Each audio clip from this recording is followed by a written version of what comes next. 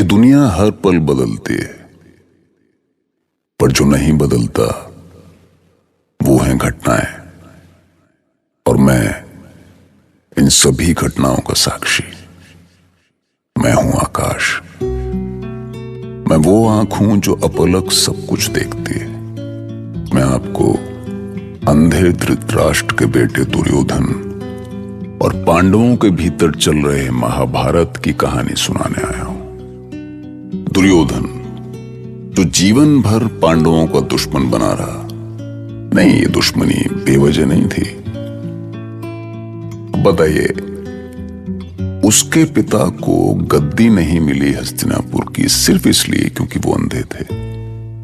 उसके सामने जीवन भर उसकी मां आंखों पर पट्टी बांधकर जीती रही, और वो जीवन भर यही सोचता रहा कि आखिर उसके साथ ही ऐसा क्यों हुआ। आखिरकार नियति ने अपना वो खेल खेला जब द्रौपदी ने हंसी हंसी में कहा, अंधे का बेटा अंधा। बस वो दिन और आज दुर्योधन ने तय किया कि अब इस आग में या तो कौरव जलेंगे या पांडव, और हां, पूरे के पूरे। मेरा बदला पूरा तो होगा ना मामा। इंद्रप्रस्थ में इन पांडवों ने जो मेरा अपमान किया है, मैं उसे जीवन भर भूल नहीं सकता मामा। मेरे आत्मसम्मान को लात मारी है उन नीच पांडवों ने। भांजे, लोमड़ी सा सोचो, बाघ सा नोचो। तुम्हारे अपमान से 1000 गुना अपमानित होंगे ये पांडव। इन्हें तो छिपने तक की जगह नहीं मिलेगी।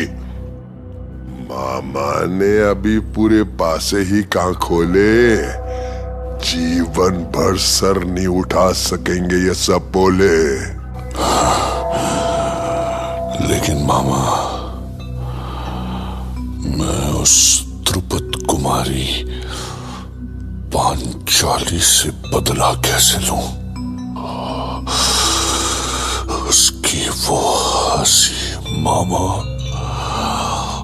आज भी मेरे कानों में पिघले शीशे जैसी पीड़ा देती है। पांचाली की हंसी चीत्कार में बदल जाएगी भांजे। वो तो दया की भीख मांगती फिरेगी। वो इसी सभा में लोगों के पैरों पर गिर कर गिड़गिड़ाएगी भांजे।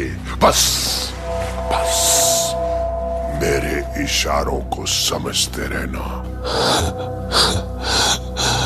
आपके आंखों के इशारे तो क्या हुआ, मैं तो आपकी उंगलियों की हरकत भी समझ लेता हूँ। इतना तो मेरी धर्म पत्नी मुझे नहीं समझती जितना तू मुझे समझता है मेरे भांजे। चलो शुरू करते हैं इन उंगलियों के खेल का अगला दौर। अब बिन बादल नाचेगा बर्बादी का मोर।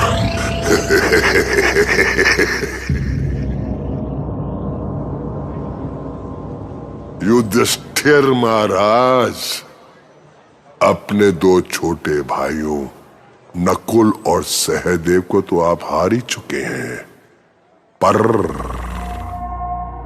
अभी भी 2 भाई शेष हैं। ये सब बोलते हुए लज्जा नहीं आती शकुनी? हमारी सारी संपत्ति ले ली, धन वैभव ले लिया, अब क्या हम सभी भाइयों की एकता भी छीनना चाहते हो? ऐसे अधीर क्यों हो रहे हो धर्मराज? मैं तो चाहता हूं कि आप भी जीते अपनी हारी हुई सारी संपत्ति। बस एक बाजी और। बस मुझे परामर्श ना दे शकुनी। अरे धर्मराज युधिष्ठिर, आप आशंकित क्यों हो रहे हैं? शंका से विवेक नष्ट हो जाता है और बिना विवेक के जीवन में बड़ा कष्ट हो जाता है। गंधार कुमार शकुनी, आप अपनी मर्यादा की सीमाएं पार कर रहे हैं। जरा तरस खाओ अपनी हालत पर। एक टांग से तो लंगड़े हो ही, कहीं ऐसा ना हो कि मैं एक टांग से लंगड़ा हूं और भीम तुम बुद्धि से लंगड़े हो। शकुनी, चिल्लाओ मत भीम, चिल्लाओ मत। इस सभा की मर्यादा भंग करने के कारण तुम दंड के भागी बन सकते हो। तुझ में मुझे दंड देने का साहस है तो सामने आ दुर्योधन। भीम, मैं खड़ा क्या है? मेरे सामने आ, अभी निर्णय हो जाएगा। शांत हो जाओ दुर्योधन, शांत हो जाओ भीम। मुझे मत रोकिए भैया, इसकी नीचता मुझे सहन नहीं होती। ये परीक्षा की घड़ी है भीम। मुझे नहीं देनी कोई परीक्षा। बस भीम, बस। मैं सब समझ रहा हूं भीम, शांति से बैठ जाओ। देखो भीम, हम सुख में भी साथ हैं और दुख में भी हमें साथ रहना है। ये हुई ना बात? क्यों युधिष्ठिर, और कुछ है दांव पे लगाने के लिए? ठीक है, मैं आर्यवर्त के सर्वश्रेष्ठ धनुर्धर अर्जुन को दांव पर लगाता हूं। चलिए 9। हम जीत गए मामा श्री, हम जीत गए। हम नहीं जीते भांजे, मेरे पास से जीते हैं। मुझे क्षमा करना अर्जुन। पितामह, मैं पांडु पुत्र अर्जुन अपनी इच्छा से आपके चरणों में अपना मुकुट और अपने शस्त्र अर्पित करता हूं। बस बहुत हो गया। मैं भारद्वाज पुत्र द्रोण अपने शिष्य पांडु पुत्रों पर हो रही अनीति और अत्याचार को सहन नहीं कर सकता। अहंकारी कौरवों, यदि तुम में अपनी शक्ति का इतना ही अभिमान है तो आओ, मेरे परशु के सामने आओ और मेरी युद्ध की चुनौती स्वीकार करो। आचार्य द्रोण, क्षमा करे महाबली भीष्म, मेरी आत्मा इस अधर्म को देखकर शांत बैठने की आज्ञा नहीं देती। धिक्कारती है मुझे मेरी आत्मा। गुरुदेव, अपने परशु का भय हम कौरवों को मत दिखाइए। शांत रहो दुर्योधन, शांत। हम आचार्य से बात कर रहे हैं। क्या अब मुझे तुम्हें ये सिखाने की आवश्यकता है कि तुम्हें हमारे बीच में बोलने का अधिकार नहीं है?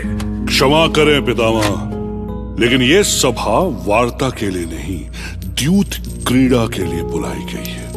ये देखकर बहुत अच्छा लगा दुर्योधन कि तुम मेरे सामने कुछ बोलने का साहस जुटा सके, पर क्रीड़ा के नाम पे तुम पांडवों से जो छल कर रहे हो वो ना तो नीति के अनुसार है और ना राजधर्म के।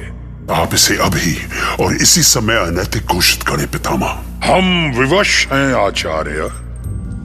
राज परंपरा के अनुसार इस समय महाराज धृतराष्ट्र ही कोई निर्णय ले सकते हैं, किंतु वो मौन हैं और मौन ही रहेंगे। आज तक मैं समझता रहा कि महाराज केवल देख नहीं सकते, पर अब लगता है कि वो ना देख सकते हैं और ना ही सुन सकते हैं। आचार्य द्रोण, आप हस्तिनापुर परम प्रतापी महाराज के विवेक को चुनौती दे रहे हैं, अपमान कर रहे हैं उनका आप। और ये आप भली भांति जानते हैं कि महाराज का अपमान राजद्रोह है। यदि इस अनीति को रोकने के लिए मुझे राजद्रोह भी करना पड़े दुर्योधन, तो मैं वो भी करूंगा। ठहरे आचार्य, धैर्य धारण करें, हम इस विषय पे पुनः वार्ता करेंगे। मैं कुमार दुर्योधन की ओर से पूरी सभा से क्षमा मांगता हूं और प्रिय पांडव युधिष्ठिर से अनुरोध करता हूं कि अगर वो खेल को छोड़कर जाना चाहे तो वो जा सकते हैं। मैं स्वयं अपनी हार मान लूंगा, परंतु नहीं, मैं अपने महाबली भ्राता भीम को दांव पर लगाता हूं। बस करो भैया, ये अनर्थ है, घोर अनर्थ है। मैं मृत्यु को गले लगा सकता हूं, पर इस नीच का दास कभी नहीं बनूंगा। शांत रहो भीम। मेरे लिए जैसे मेरे और भाई हैं, वैसे तुम भी हो। हम सभी साथ हैं और साथ रहेंगे। ये एकता ही हमारी शक्ति है। भैया, ये क्या हो गया है आपको? मैं तुम्हारी भावनाएं समझ सकता हूं भीम। सभासदों, भीमसेन हमारी सेना के महाबली सेनापति हैं। मैं अपने इस प्रिय अनुज को दांव पर लगाता हूं। ये रहा 6। अरे अरे अरे अरे, ये तो फिर से हार गए। इंसान कितना हार सकता है? हमने तो आपको अवसर दिया था जाने का, पर युधिष्ठिर ठहरे धर्मराज, कहां हार मानने वाले हैं। पर हो सकता है इस बार ऊंट के नीचे पहाड़ आ जाए और बाजी आप जीत जाए। अब क्या सोच रहे हो भीम? अब तो तुम मेरे दास हो, मेरे सबसे प्रिय दास। चलो आगे बढ़ो और अपना ये राजमुकुट और अस्त्र शस्त्र पितामह के चरणों में डाल दो। चलो। यदि आपका सम्मान ना होता पितामह, तो अब तक मैं इस दुर्योधन की गर्दन तोड़ चुका होता। ना ना ना ना, ऐसा क्रोध उचित नहीं है प्रिय दास भीम। दास को इतना क्रोध शोभा नहीं देता। पर भ्राता युधिष्ठिर, आप अब भी जीत सकते हैं और आप अपने जीतने की आशा को मत छोड़िए।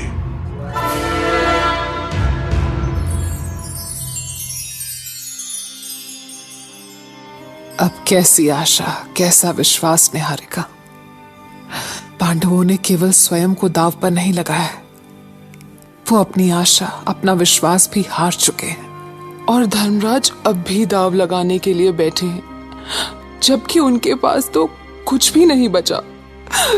कुछ भी नहीं बचा है महारानी। तुम्हारे आंसू बहाने से कुछ नहीं होगा निहारिका।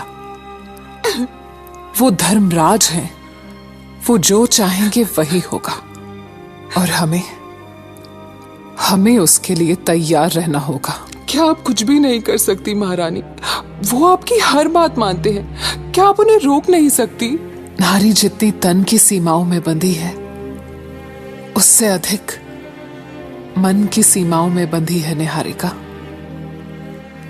उन सीमाओं को तोड़कर आगे बढ़ना या पुरुषों की सोच को बदल देना, इसकी सिर्फ कोशिश की जा सकती है। पर इस समय मैं रजस्वला हूं, एक वस्त्र हूं। मैं तो उस सभा में जा भी नहीं सकती। परंपरा ने मेरे पांव बांध रखे हैं और फिर मैं उनके लिए क्या कर सकती हूं जो पहले ही कौरवों के दास बन चुके हैं। सभासदों, अब ये द्यूत क्रीड़ा बहुत मनोरंजक हो गई है, पर मुझे भ्राता युधिष्ठिर से विशेष सहानुभूति है।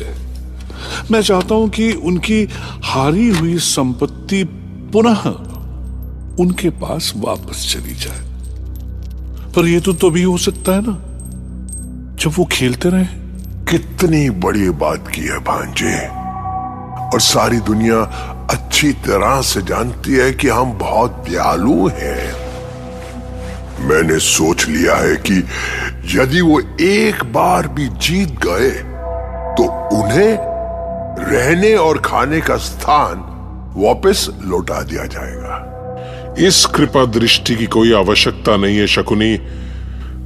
मैंने खेलना नहीं छोड़ा है और ना ही छोड़ना चाहता हूं। पर क्यों? आप इतना तो पूछ सकते हैं पितामह कि धर्मराज ऐसा क्यों चाहते हैं?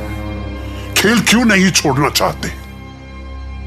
क्या अभी भी उन्हें विश्वास है कि वो जीत सकते हैं? नहीं आचार्य द्रोण, युधिष्ठिर अच्छी तरह जानता है कि अगला दांव भी वो हारेगा। तो फिर क्यों खेल रहे वो?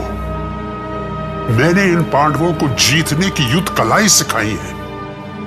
ये पहली बार देख रहा हूं कि युधिष्ठिर हारने के लिए खेल उसकी पीड़ा केवल मैं समझ सकता हूं आचार्य, क्योंकि आज वो भी उतना ही विवश है जितना मैं। पहले उसने खेलना इसलिए स्वीकार किया क्योंकि निमंत्रण उसके तात धृतराष्ट्र ने भेजा था, और अब जब वो सब कुछ हार चुका है तो इसलिए खेल रहा है कि अपने भाइयों को साथ रख सके। पर दांव लगाने के लिए उनके पास अब है ही क्या? वो स्वयं है। अभी उसने स्वयं को कहां हारा है आचार्य? सभी भ्राता एक साथ रहे, इसलिए वो अपने भाइयों के बाद अपने आप को भी दास के रूप में देखना चाहता है। गांधार कुमार शकुनी, अब मैं स्वयं को दांव पर लगाता हूं।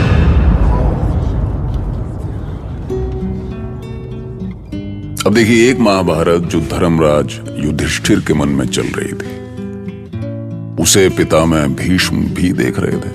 अब देखना पड़ेगा, सामने हो रहा है। देखते रहना एक्चुअली उनकी मजबूरी भी थी, जबकि धृतराष्ट्र की आंखें तो ईश्वर ने ही बंद कर रखी थी। भाई साहब पैदा ही अंधे हुए थे, वो देख नहीं रहे थे, पर संजय उनकी आंख बने हुए थे।